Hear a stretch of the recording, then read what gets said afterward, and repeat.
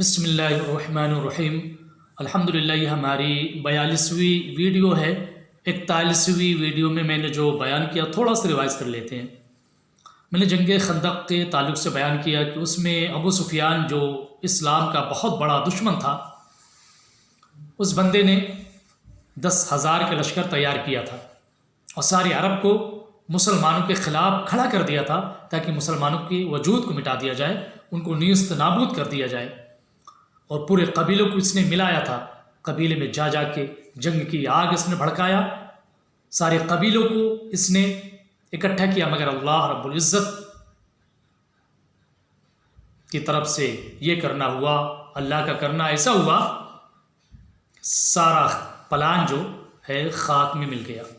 और जितने कबीले के लोग आए थे और जिन लोगों ने, कुफारों ने कबीले को लोगों को इकट्ठा किया तो मुसलमानों के ख़िलाफ़ सारे कबीले छोड़ के भाग गए, दगाबाजी किए, जिसकी वजह से ये ख़तरनाक जंग जो होने वाली थी, मुसलमानों पर जो हमला होने वाला था, जो प्लान बना था, सब प्लान धरा का धरा रह गया। सारे प्लान पे पानी फिर गया। और अबू सुफियान जो बहुत बड़ा दुश्मन था इस्लाम का, अल्लाह ने बाद में उसे ईमान की दौलत अता फरमाई और मुसलमानों के बहुत बड़े गमखार हुए। उसके बाद उन्होंने इस्लाम को फैलाया। यह है इस्लाम की हक़ानियत कि जो जितना बड़ा दुश्मन रहा, जब इस्लाम के करीब वो आया तो इस्लाम का ही होकर रह गया।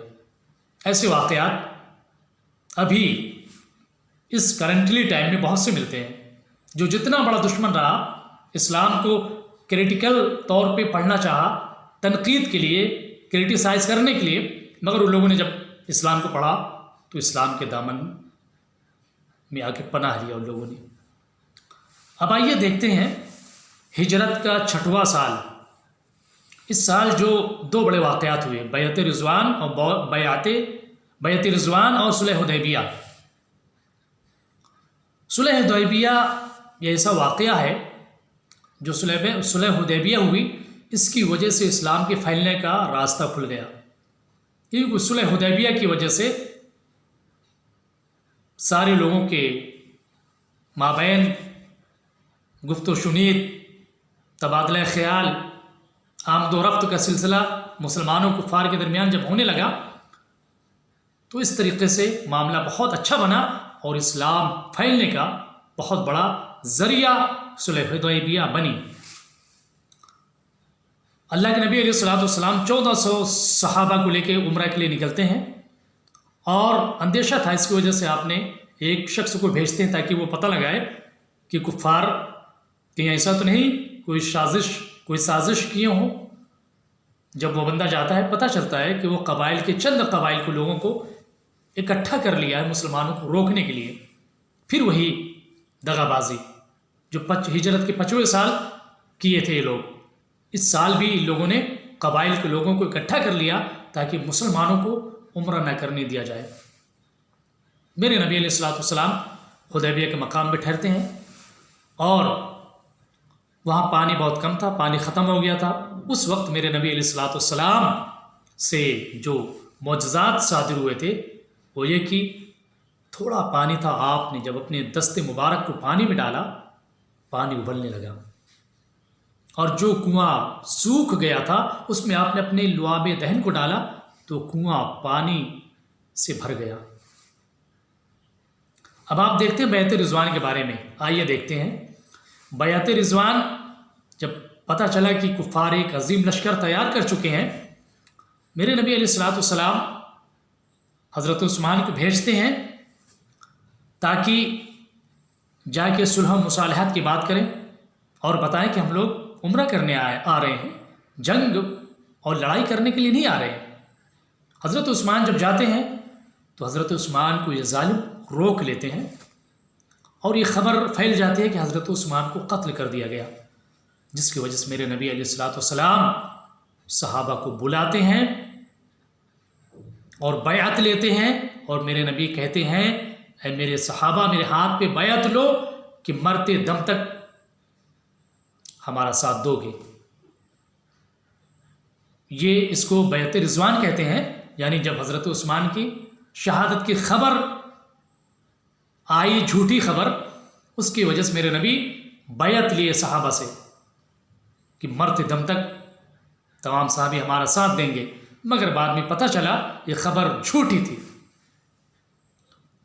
उसके बाद अब देखें सुलह हुदैबिया के ताल्लुक से, बुदैल बिन वरक़ा खबर लेके आता है कि ये लोग जंग के लिए तैयार हैं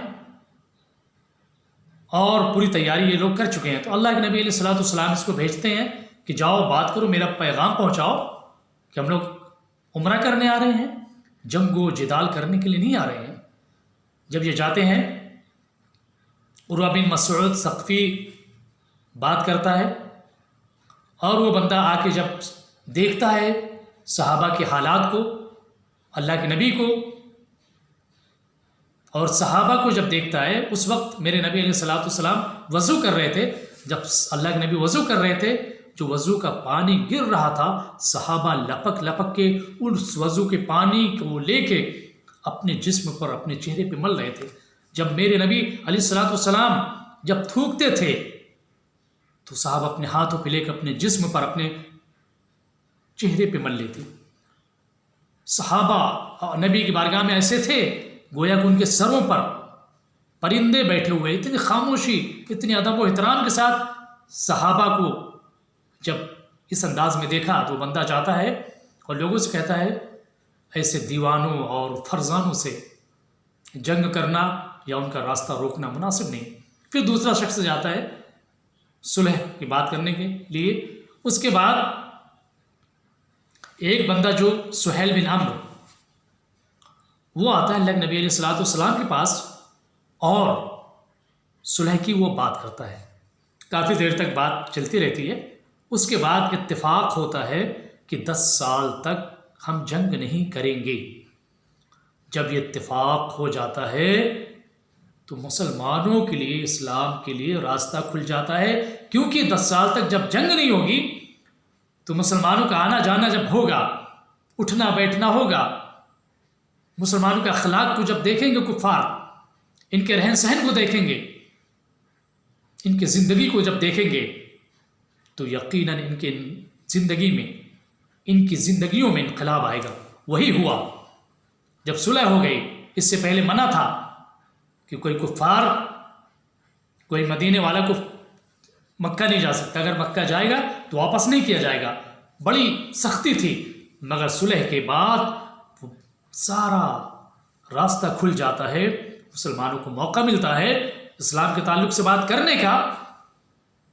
जब लोग मुसलमानों के करीब होते हैं, इस्लाम को करीब से देखते हैं, मुसलमानों को करीब से देखते हैं, सहाबा के अखलाक को देखते हैं, नबी के अखलाक को देखते हैं, मुसलमानों के रहन सहन को देखते हैं, इतना मुतासिर होते हैं और इतने ज़्यादा मुसलमान सुलह के बाद होते हैं कि इससे पहले इतने ज़्यादा मुसलमान नहीं हुए थे। आइए देखते हैं कि सुलह के बाद कुछ दफ़ात कायम किए गए, उन दफ़ात को देखते हैं। 6 दफ़ात थे। हालांकि ये दफ़ात बहुत ही मगलूबाना अंदाज के दफ़ात हैं, बहुत दब कर ये जो है सुलह की गई है, और जो दफ़ात हैं बिल्कुल मुनासिब और मुवाफ़िक़ नहीं समझ में आते। मगर मेरे नबी अलैहिस्सलाम फिर भी आप इत्तेफाक की, आप देखें वो दफ़ात क्या हैं। सबसे पहले मुसलमान बग़ैर उम्र किए वापस चले जाए, पहली बात, पहला दफ़ात। दूसरा दफ़ात, आइंदा साल मुसलमान आएंगे तो सिर्फ 3 दिन रुकेंगे। तीसरा, तलवार के सिवा कोई दूसरा हथियार न लाएंगे। चौथा, जो मुसलमान मक्का में हैं अपने साथ न ले जाएं, यानी जो मक्का में मुसलमान हैं उनको रहना दिया जाए, और जो रहना चाहते हैं उन्हें ना रोका जाए। पांचवा, जो शख्स मदीना चला जाए तो वापस कर दिया जाएगा, यानी कुफार की तरफ से कोई अगर मदीना आएगा तो उसको मदीना से वापस किया जाएगा, मगर अगर मदीना से कोई मक्का जाएगा तो कुफार उसको नहीं वापस करेंगे। 5वां दफ़ा था। और 6ठा दफ़ा, कबाइल अरब को इख्तियार है जिससे चाहें दोस्ती और मुआहिदा करें। ये जो दफ़ात मेरे नबी अलैहिस्सलाम के दरमियान और सुहैल बिन अम्र के दरमियान ये दफ़ात हुए, इसमें अजीब व गरीब दफ़ात कि मदीने से जो मुसलमान मक्का जाएंगे तो उनको वापस नहीं किया जाएगा, और जो मक्का से कुफ़ार मदीना आएंगे तो उनको वापस किया जाएगा। ये अक़ल में आने वाली बात नहीं, मगर मेरे नबी दब के सुलह किए और सुलह का नतीजा ये निकला कि पूरे अरब में इस्लाम फैलता चला गया। लोगों को मौका मिला इस्लाम को करीब से देखने का, और सहाबा को मौका मिला इस्लाम को सही से समझाने का। ये सुलह हुदैबिया जो इस्लाम में ऐसी सुलह है जिसकी वजह से इस्लाम का रास्ता खुला फैलने का। इसलिए आज के माहौल में कुछ ऐसी जब कंडीशन आ जाए, सिचुएशन पैदा हो जाए, तो हमें भी करना चाहिए, कदम बढ़ाना चाहिए। जबकि हुकूमत हमारे खिलाफ है तो अपने उन भाइयों की तरफ हमें नज़र करना चाहिए जो SC ST OBC दलित आदिवासी अनुसूचित जाति के लोग हैं, उनको मिला के अपनी एक यूनिटी तैयार करें। ऐसे कुछ प्लान तैयार करें फ्यूचर के लिए, ताकि एक अच्छा मुस्तकबिल मुसलमानों के लिए सामने आए।